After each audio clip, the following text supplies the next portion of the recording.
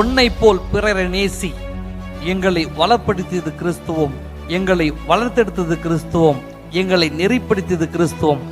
கிறிஸ்துவம் தான் எங்கள் வாழ்வு. ஆனால் இங்குள்ள மத கட்டமைப்பு எங்களை அரசியல்படுத்த விடாமல் மிக தடுத்து வைத்திருக்கிறது. அதனை உடைத்தெறிவது என்னுடைய நோக்கம். இயேசு எல்லோருக்கும் பொதுவானவர், இயேசு எல்லாருக்கும் சமமானவர். இதுதான் மேத்யூவின் ஆழமான சிந்தனை. யார் இந்த மேத்யூ? 150க்கும் மேற்பட்ட குருக்கள், 120க்கும் மேற்பட்ட கன்னியர்கள். இந்தியாவிலேயே காலை 4 மணிக்கெல்லாம் தேவாலயத்தில் வழிபாடு நடைபெறுவது இவ்வூரில்தான். கொடூர சாதி வன்மத்தால் ஆண்டாண்டாய் வாழும் கிறிஸ்தவர்கள் பல்வேறு இன்னல்களுக்கு உட்பட்டதும் இக்கிறிஸ்துவ ஊரில்தான். தீண்டாமை வடிவங்கள் பல்வேறு வகையில் தலைவிரித்தாடுவதும் இக்கிறிஸ்துவ ஊரில்தான்.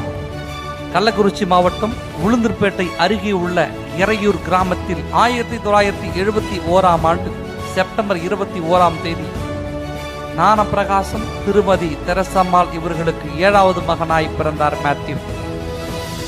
தேவாலயம் என்றாலே சமம் என்று பொருள். ஆனால் எறையூர் கத்தோலிக்க தேவாலயத்தில் 2 கல்லறை, 2 தேர், 2 திருவிழா, 2 தேர் திருவிழா வரி, 2 தூம்பா என அனைத்தும் 2ஆக இருப்பது உலகிற்கு வியப்பை ஊட்டலாம். ஆனால் மிக தெளிவாக இங்குள்ள மத தலைவர்கள் தங்களை உயர்த்தி கொண்ட கிறிஸ்தவர்கள், நாங்கள் தான் உயரிய கிறிஸ்தவர்கள், நீங்கள் கிறிஸ்தவர்களே அல்ல என்று தலித் கிறிஸ்தவர்களை புறக்கணித்த ஊர் எறையூர். இங்குள்ள தலித் கிறிஸ்தவர்களுக்கு ஆலயத்தில் சம உரிமை இல்லை, வழிபாட்டில் உரிமை இல்லை, ஆலயத்தின் முகப்பு பகுதியில் அமர உரிமை இல்லை, ஆலயத்தில் எந்தவித திருவழிபாட்டிலும் முதன்மை பொறுப்பு வழங்கப்படுவதில்லை. குறிப்பாக ஆலய பங்கு பணியாளராக கூட இதுவரை ஒரு தலித் கூட நியமிக்கப்படவில்லை. பல்வேறு இன்னல்களுக்கு நடுவே வாழ்ந்து வந்த தலித் கிறிஸ்தவர்கள் அவமானங்களை தாங்கிக் கொண்டு வாழ்ந்து வந்த ஊர் எறையூர். இத்தனை கொடுமைகளையும் அவமானங்களையும் தாங்கிக் கொண்டு வாழ்ந்த தலித் கிறிஸ்தவர்கள் தங்கள் பிள்ளைகளை எப்படியாவது படித்து விட வேண்டும் என்று சீரிய சிந்தனையோடு அடைகாத்து பாதுகாத்து வழிநடத்தி வந்திருந்தனர். சூழலில் எறையூரில் தன் தொடக்க பள்ளி படிப்பை புனித சூசையப்பர் மேல்நிலை பள்ளியில் படித்து முடித்தார் மேத்யூ. படிக்கும் பொழுதே சாதி வெறி பிடித்த ஆசிரியர்கள் அவரை பல்வேறு தீண்டாமை வடிவங்களை கொண்டு தாக்க நினைத்தனர். குறிப்பாக நீ ஒரு தாழ்த்தப்பட்டவன் என்பதை பல்வேறு அவமான சொற்களை சொல்லி சொல்லி நோகடித்த பொழுது வெகுவாய் பாதித்திருந்தது. 10 வயது இருக்கும் பொழுது ஒரு சாலையின் ஓரத்தில் அமர்ந்தார் மேத்யூ. அங்கு வந்த சில மாணவர்கள் இங்கிருந்து போ என்று அவரை சொல்ல, நான் ஏன் போக வேண்டும், இது பொது பாதை தானே, இது பொது சுவர் தானே என்று சொல்ல, நீ இங்கிருந்து போகாவிட்டால் நான் அடிப்பேன் என்று அவரை அடித்தனர். அதனால் அவர் காலில் ஏற்பட்ட காயம் இரத்தமாய் வழிய தொடங்கியது. இந்நிகழ்வு அண்ணனின் மனதில் ஆழமாய் பதிந்தது. எந்த தவறும் செய்யாத என்னை ஏன் அடித்தார்கள், ஏன் என்னை தாக்கினார்கள், நான் என்ன தவறு செய்தேன் என்று இயேசுவையே திரும்ப திரும்ப கேட்பது போன்ற கேள்விகள் அவர்களுக்கு ஆழமாய் அமைந்தது. இதுவே பின்னாளில் எறையூர் விடுதலைக்கு காரணமாய் அமைந்தது. திருவண்ணாமலை மாவட்டம் ஜவாது மலையில் உள்ள புனித வரனார் பள்ளியில் தன் மேல்நிலை படிப்பை முடித்தார் மேத்யூ. அங்கிருந்து கொண்டு அருகில் உள்ள திருவண்ணாமலை மாவட்டம் சேத்துப்பட்டில் உள்ள புனித டோமினிக் சாவியோ பள்ளியில் தன் மேல்நிலை படிப்பை நிறைவு செய்தார். இப்பள்ளி அனுபவங்கள் அவருக்கு பல்வேறு கனவுகளை திறந்து வைத்தது. தான் மருத்துவராக வேண்டும், பிறருக்கு சமூக சேவை செய்ய வேண்டும், இதுதான் அவரின் ஆசை. ஆனால் குடும்பம், வறுமை, சூழல், ஏழ்மை என பல்வேறு இன்னல்கள் அவரை நெருக்க தன் மருத்துவ கனவை விட்டுவிட்டு அறிஞர் பெருமக்களை உருவாக்கிய சென்னை லோயாலா கல்லூரியில் இளங்கலை தாவரவியல் சேர்ந்து படித்தார். இக்காலம் அண்ணனின் பொன்னான காலம். தன் ஒத்த கருத்துடைய மாணவர்களை ஒருங்கிணைத்து அவர்கள் மூலம் தாறுமாறு என்ற நாடகத்தை அரங்கேற்றி அதன் மூலம் அங்குள்ள பணியாளர்களுக்கு உதவி செய்தார். இந்நாடகம்தான் முதல் தமிழ் நாடகமாக அரங்கேற்றப்பட்டது. 1993ஆம் ஆண்டு அருணோதயம் அமைப்பின் ஊக்குநராக பணி செய்தார். இந்நேரத்தில் வட சென்னையில் உள்ள ஏழை எளியவர்கள், வீதியோர சிறுவர்கள் இவரை அடையாளம் கண்டு அவர்களை மேம்படுத்துவது, அவர்கள் கல்வியின் மூலம் உயர்த்துவது என்ற பல்வேறு ஆளுமை முயற்சிகளை கொண்டு அவர்களை பள்ளி படிப்பில் சேர்க்க வைத்தார். 1993 முதல் 1998ஆம் ஆண்டு வரை அனைத்து இந்திய கத்தோலிக்க பல்கலைக்கழக கூட்டமைப்பு ஐக்கியம் என்ற அமைப்பின் செயலராகவும் தலைவராகவும் பணி செய்தார். இக்காலகட்டம் அண்ணனின் மிக முக்கியமான காலகட்டம். இக்காலகட்டத்தில் தான் அனைத்து கல்லூரி மாணவர்களும் சந்தித்து அவர்களை மேம்படுத்துவது, அவர்களை ஒருங்கிணைப்பது, குறிப்பாக அவர்களுக்கு ஆளுமை பயிற்சி கொடுப்பது போன்ற பல்வேறு பணிகளை செய்தார். இக்காலகட்டத்தில் தான் அனைத்து மாணவர்களை ஒன்று திரட்டி அவர்களை பல்வேறு முகாம்களில் நடத்தி பல ஆளுமைகளை உருவாக்கி வளர்த்தெடுத்தார். குறிப்பாக அனைத்து கல்லூரி பள்ளி மாணவர்களை ஒருங்கிணைத்து தலித் மாணவர் கூட்டமைப்பு, தலித் பேராசிரியர் கூட்டமைப்பு உருவாக்கியது இக்காலகட்டத்தில் தான். 1994ஆம் ஆண்டு பஞ்சம் நில போராட்டம், துப்பாக்கிச்சூடு இவற்றின் உண்மை நிலையை அறிந்து தன் முதல் அறிக்கையை பதிவு செய்தார் மேத்யூ. இவ்வறிக்கை மூலம் பல்வேறு மக்களுக்கு இவர் அறியப்பட்டார். 1995ஆம் ஆண்டு கொடியங்குளம் சாதி கலவரத்தை கண்டித்து கன்னியாகுமரியிலிருந்து சென்னை வரை சைக்கிள் பேரணி ஒருங்கிணைத்தார். 2006ஆம் ஆண்டு முதல் இன்று வரை லீட் ஃபார்வர்ட் இந்தியா அமைப்பின் தலைவராக இருந்து பணி செய்து வருகிறார். அமைப்பு மூலம் பல்லாயிரக்கணக்கான ஏழை குழந்தைகளை கல்வி கொடுத்து அவர்களை சமுதாயத்தில் சிறந்த தலைவர்களாக உருவாக்கி இருக்கிறார் மேத்யூ. தமிழகம் முழுவதும் பயணம் செய்து பல ஊர்களில் பல நிலைகளில் இருந்த தீண்டாமை வடிவுகளை தகர்க்க காரணமாக இருந்த அண்ணன் மேத்யூ தலித் கிறிஸ்தவர்களை அரசியல்படுத்த வேண்டும், அரசியல் அதிகாரம் இல்லாமல் எதுவும் வெற்றி பெற்று முடியாது என்று எண்ணி இயக்கமாக இருந்த விடுதலை சிறுத்தைகள் கட்சியில் இணைந்து செயல்பட்டார். இச்சூழலில் தன் சொந்த மண்ணான இறையூர் கிராமத்தில் நிலவும், குறிப்பாக கத்தோலிக்க தேவாலயத்தில் நிலவும் தீண்டாமை வடிவங்களான இரட்டை கல்லறை, இரட்டை தும்பா, இரட்டை திருவிழா, பொதுப்பாதையில் நடக்க விடாத இருந்த செயல், தீண்டாமை வடிவங்களை தகர்க்க கோரி பல்வேறு முன்னெடுப்புகளை முயற்சி எடுத்தார். அதன் இறுதி கட்டமாக மார்ச் 7ஆம் தேதி 2008ஆம் ஆண்டு தன் சொந்த மண்ணான இறையூரில் தீண்டாமை பேயை ஓட்டு, இல்லையில் தேவாலயத்தை பூட்டு என முழக்கத்தோடு இயேசு விரும்பும் சமத்துவ திருச்சபை இறையூர் உருவாக்கு என்று தலைப்போடு தன் முதல் போராட்டத்தை முன்னெடுத்தார். முதல் நாள் போராட்டம் நிறைவடைந்த நிலையில் 2ஆம் நாளான மார்ச் 8ஆம் தேதி போராட்டத்தை அறிந்த பலரும், அரசியல் கட்சியினர், சமூக செயற்பாட்டாளர்கள் என அனைவரும் மேத்யூ போராட்டத்திற்கு ஆதரவு தந்தனர். ஆதரவு வன்னியர் கிறிஸ்தவர்களை எரிச்சலடைய செய்தது. ஆண்டாண்டாய் அடிமைப்பட்ட சமூகம் இன்று மைக்கு போட்டு பேசும் அளவிற்கு வளர்ந்து விட்டார்கள். அவர்கள் ஒழித்து கட்டவே வேண்டும் என்று மறைமாவட்ட குருக்களும் சேர்ந்து கொண்டு அப்பாவி வன்னியர்களை தூண்டிவிட்டு வன்முறை வெறியாட்டத்தை தொடங்க துவங்கியது.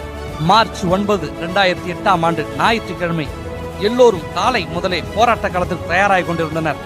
காலை 7 மணிக்கு திடீரென்று சாலை வெறி பிடித்த வன்னியர் கிறிஸ்தவர்கள் கும்பலாக கூட்டமாக தலித் கிறிஸ்துவ பகுதிகளில் சூறையாடினர். இச்சூறையாடுதலில் பலர் தாக்கப்பட்டார்கள். பல வீடுகள் இடித்து நொறுக்கப்பட்டது. குறிப்பாக வாழ்வாதாரத்தை முழுவதும் இழந்திருந்தனர். இத்தாக்குதல் தலித் கிறிஸ்தவ குடியிருப்புகள் முழுவதும் சுக்குநூறாக நொறுக்கியது. வாழ்வாதாரத்தை முழுவதும் இழந்து நின்றனர். அங்கிருந்த பெண்கள் பலரும் பாலியல் வல்லுறவுக்கு ஆளாக்கப்பட்டனர்.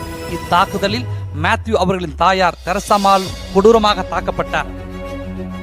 4 மணி நேரம் கழித்து வந்த காவல்துறை தங்களை பாதுகாத்துக் கொள்ள துப்பாக்கிச்சூடு நடத்த அப்பாவி வன்னியர்கள் 2 பலியாயினர். இக்காரணத்தை கொண்டு மேத்யூவும் கைது செய்யப்பட்டார். இத்தாக்குதலில் அங்கிருந்த சகாயமாதா சிற்றாலயம், சகாயமாதா சுரூபம், புனித அந்தோனியார் சுரூபம் என அனைத்து சுரூபங்களும் அடித்து நொறுக்கப்பட்டன. இத்தாக்குதலில் காயமடைந்த மேத்யூ அவர்களின் தாயார் தெரசாம்மாள் ஓரிரு நாட்களில் இறந்து போக அவரின் உடலை பொது வீதியில் தான் எடுத்து செல்வேன் என்று உறுதியுடன் இருந்தார் மேத்யூ. காவல்துறையும் மறைமாவட்ட நிர்வாகமும் பல்வேறு நெருக்கடிகள் கொடுத்த பொழுதிலும் என் உயிரே போனாலும் பரவாயில்லை, இந்த மண்ணில் சமத்துவ திருச்சபை நிலைநாட்ட இம்முயற்சி நான் எடுத்தே ஆகுவேன் என்று உறுதியுடன் இருந்தார். மார்ச் 23ஆம் தேதி முதன்முறையாய் இச்சடலம் ஆலயத்தின் பிரதான சாலையில், அரசாங்க வீதியில், ஆலயத்தின் முகப்பு பகுதியில் முதலாய் எடுத்துச் செல்லப்பட்டு வழிபாடு செய்யப்பட்டு பின்பு அதே வழியில் மீண்டும் வந்து அடக்கம் செய்யப்பட்டது. இந்திய வரலாறு ஆண்டாண்டாய் அடிமைப்பட்ட சமூகம், ஆண்டாண்டாய் இந்த வீதியில் பொது வீதியில் நடந்துவிடக்கூடாது என்று தடுத்து வைக்கப்பட்ட சமூகம் முதன்முறையாக கிறிஸ்தவத்தின் விழுமியமான சமத்துவ திருச்சபை நிலைநாட்ட இது எடுத்த முயற்சி ஒரு பெரும் வரவேற்பை பெற்றது. ஆண்டாண்டாய் அடிமைப்பட்ட சமூகத்தில் இச்சம்பவம் மாபெரும் வெளிச்சத்தை கொண்டு வந்தது. சிறு நம்பிக்கையை இச்சம்பவம் அளித்தது. 150 ஆண்டுகளாய் தலித் பகுதிக்கு வராத மாராத்தியரிடை பல்வேறு கட்ட உயர்கட்ட போராட்டங்களுக்கு நடுவே பல நீதிமன்றங்களின் உத்தரவுகளுக்கு பிற்பாடு இறுதியாக சென்னை உயர்நீதிமன்ற உத்தரவின் பேரில் நீதி வென்றெடுக்கப்பட்டது. ஆனால் இந்நீதியை நிலைநாட்ட சாதி கிறிஸ்தவர்களும் சாதி வெறி பிடித்த பேராயரும் கத்தோலிக்க குருமார்களும் விரும்பாமல் நீதியை முடக்கி வைத்திருந்தனர். அண்ணன் அவர்களின் பெரும் முயற்சியினால் 2017 ஆண்டு மே மாதம் 30 அனைத்து மக்களின் ஒத்துழைப்போடு 150 ஆண்டுகள் மறுக்கப்பட்ட நீதி சமத்துவ திருச்சபை வழிகாட்ட தேரானது முதல் முறையாக தலித் மக்களை சந்தித்தது. இந்திய கத்தோலிக்க திருச்சபை நிலவும் தீண்டாமை வடிவங்களை தகர்த்தெறிய இச்சம்பவம் மாபெரும் சமத்துவத்திற்கு எடுத்துக்காட்டாக அமைந்தது என்பது வரலாற்று உண்மை. சிவகங்கை மாவட்டம் அருட்சகோதரர் மைக்கேல் ராஜா பிரச்சனை, தச்சூர் தேவாலய பிரச்சனை மற்றும் எங்கெல்லாம் கிறிஸ்தவ தேவாலயம் தீண்டாமை கொடுமை நடக்கிறதோ அங்கெல்லாம் முதல் ஆளாய் நின்று இன்றும் துணிச்சலோடு குரல் கொடுத்து வருகிறார் மேத்யூ. துரும்பர், குதிரை வண்ணார் இம்மக்களின் வாழ்வுக்காய் பல்வேறு முயற்சிகளை எடுத்த அண்ணன் மேத்யூ குறிப்பாக அவர்கள் வாழ்விடங்களை சிதைத்த அவர்களுடைய கல்லறைகள் பலருக்கு காணாமல் ஆக்கப்பட்டிருந்தன. அவற்றை ஆவணப்படுத்தி ஒழுங்குபடுத்தி அதனை ஆவணப்படுத்தி வைத்துள்ளது காணாமல் போன கல்லறைகள் என்ற ஆவணம். துரும்பர், குதிரை வண்ணார் இம்மக்களின் வாழ்வை மேம்படுத்த பல்வேறு முயற்சிகளை மேற்கொண்ட பொழுது அதிர்ச்சியான தகவலை ஒன்றையும் கண்டறிந்தார். குறிப்பாக அவர்களுடைய கல்லறைகள் அனைத்தும் காணாமல் போயிருந்தன. காணாமல் போன கல்லறைகள் என்ற ஆவணத்தை உருவாக்கி தயார் செய்திருந்தார் மேத்யூ. தமிழகம் முழுவதும் பயணம் செய்து தலித் கிறிஸ்தவ மக்கள் படும் இன்னல்களை ஒருங்கிணைத்து அவற்றை தொகுத்து தலித் மக்கள் தொகையை கணக்கெடுத்து தடம் தேடி என்ற ஆய்வையும் நிறைவு செய்து வைத்திருக்கிறார். செங்கல்பட்டு, காஞ்சிபுரம், திருவண்ணாமலை, விழுப்புரம், கள்ளக்குறிச்சி, சேலம் போன்ற மாவட்டங்களில் வாழும் ஏழைகள் பலருக்கு லீட் ஃபார்வர்ட் இந்தியா அமைப்பின் மூலம் வீடுகளை கட்டி கொடுத்தது இவர் மைல்களில் ஒன்றாகும். தன் சொந்த மண்ணில் சமத்துவ திரு அவை உருவாக காரணமாக இருந்த தூய சகாய அன்னை சிற்றாலயத்தை அனைத்து மக்களின் ஒத்துழைப்போடு கட்டி முடிக்கப்பட்டது இவருடைய மேற்பார்வையில். இந்திய அளவிலும் தமிழக அளவிலும் தலித் கிறிஸ்தவர்கள் படும் பல்வேறு இன்னல்களை ஒருங்கிணைத்து அவர்களுக்கு நீதி வேண்டி பல கட்ட போராட்டங்கள் நடத்திய அண்ணன் அவர்கள் அதனை ஆவணமாக தயார் செய்து தமிழக அரசிடம் ஒப்படைத்து குறிப்பாக பல்வேறு கொடுமைகளுக்கு எதிராக நீதிமன்றத்தில் வழக்கு தொடுத்துள்ளது என்பது குறிப்பிடத்தக்கது. கிறிஸ்தவ மக்கள் களம் என்ற அமைப்பின் அரசியல் அமைப்பின் தலைமை ஒருங்கிணைப்பாக இருந்து கொண்டு செயல்படும் அண்ணன் அவர்கள் தொடர்ந்து பல்வேறு போராட்டங்களை முன்னெடுத்து வருகிறார். குறிப்பாக சமத்துவ திருச்சபைக்காக பல்வேறு முன்னெடுப்புகளை எடுத்து வரும் அண்ணனுடைய உழைப்பு போற்றத்தக்கது. எல்லோரும் சமம், இயேசு எல்லோருக்கும் சொந்தமானவர், நானும் நீயும் சகோதர சகோதரிகள், சமத்துவ திரு அவையை கட்டியெழுப்ப அறைகோல் விடுக்கிறார் மேத்யூ. இடையூரில் ஏற்பட்ட சமூக மாற்றம் சாதியை நாற்றமெடுக்கும் அனைத்து ஊர்களிலும் பரவி நறுமணம் வீசும் சமத்துவ திருச்சபையாய் மலரட்டும். தோற்றத்தில் எளிமை, பழகுவதில் இனிமை, போராட்ட குணம், எல்லோரையும் நேசிக்கும் பண்பு, குறிப்பாக இயேசு விரும்பும் சமத்துவ திருச்சபையை கட்டி எழுப்ப தொடர் போராட்டம், இவற்றை உயிர் மூச்சாய் கொண்டிருக்கும் அண்ணன் அவர்களை இந்நேரத்தில் வாழ்த்து மகிழ்கிறோம். பிறந்த நாள் வாழ்த்துக்கள். நீங்கள் இவன் எறையூர் சொந்தங்கள். அண்ணன் அவர்களின் சமூக செயற்பாட்டை பாராட்டி the academy of ecumenical Indian theology and church administration அமைப்பு கௌரவ டாக்டர் பட்டம் வழங்கி கௌரவித்தது சிறப்பு வாய்ந்தது.